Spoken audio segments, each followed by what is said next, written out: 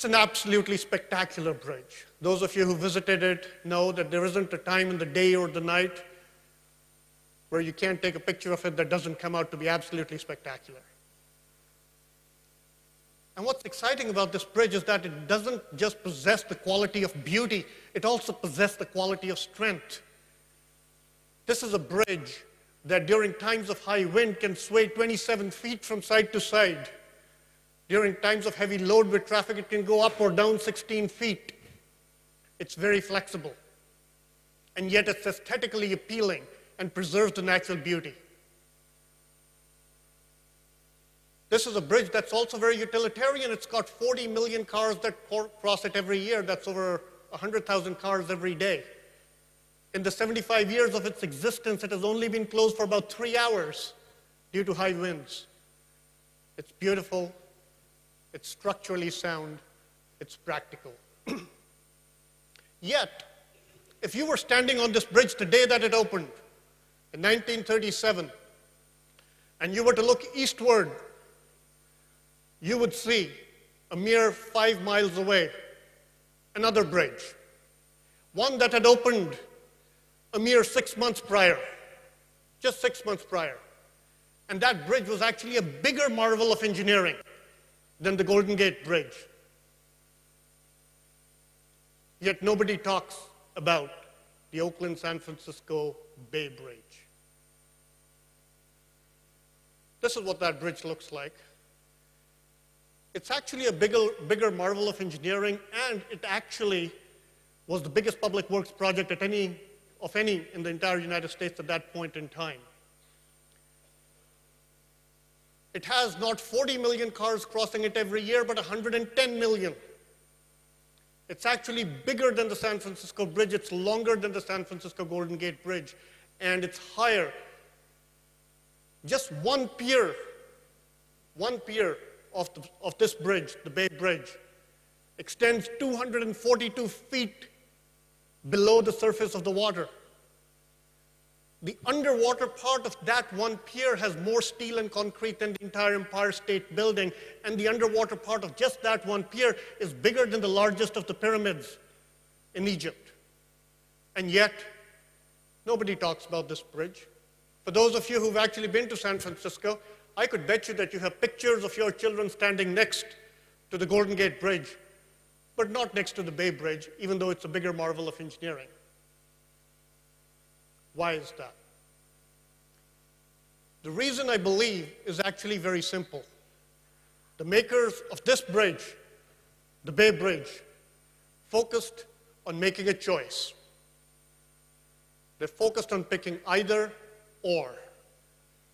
When it came to choosing between strength and structural integrity and aesthetics and beauty, they picked one, not the other. Whereas the builders of the Golden Gate Bridge decided to do both. They, in fact, looked for ways in which strength and beauty, two somewhat diametrically opposed things, could actually be mutually reinforcing and complementary to each other. And that very, very simple approach of not settling for false choices, but in fact looking for the multiplier effect between two somewhat complementary, somewhat divergent things. That very simple approach of doing both A and B rather than A or B, and then looking for the multiplier between those two, that very simple approach is at the heart of what has worked for our company and what I believe certainly can work for many other companies and government organizations as well. Doing both means looking at every opportunity, every situation as an opportunity to seize rather than a sacrifice to endure. And that approach has actually worked quite well for Cisco. What's interesting about that approach is that when we go to management school or engineering school or law school or any kind of professional school, we are told to focus, to prioritize, to pick A versus B, to make choices, because that's what we're trained to do. Yet, when it comes to our own personal lives, outside of work, we follow the doing both approach very easily, very comfortably. For instance, if you were coaching a soccer team, you know that your team's going to win with offense and defense. If you're a gymnast, you know you need strength and flexibility.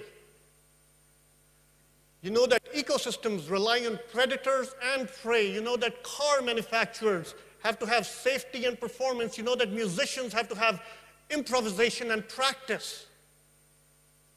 And if you're like me, someone who has 3 children, you know that for those children, you want to give them the roots that will keep them grounded and the wings that will help them soar. In our day-to-day lives, we follow the principle of doing both easily and effortlessly, yet when it comes to work, we put on our battle armor and we show up to work and we're ready to make those false choices. I believe that you have to do both. If you're a business, you have to focus on innovation and operational excellence. You have to focus on growth and profitability. In fact, we were talking about the Golden Gate Bridge. About 50 years after the Golden Gate Bridge opened, there was a small little company that opened its doors just about 10 or 15 miles away from the Golden Gate Bridge. And when the founders of that company were looking for a name for their company and a logo for their company, they looked to the city from where they were, and shortening the name of that city gave the company its name.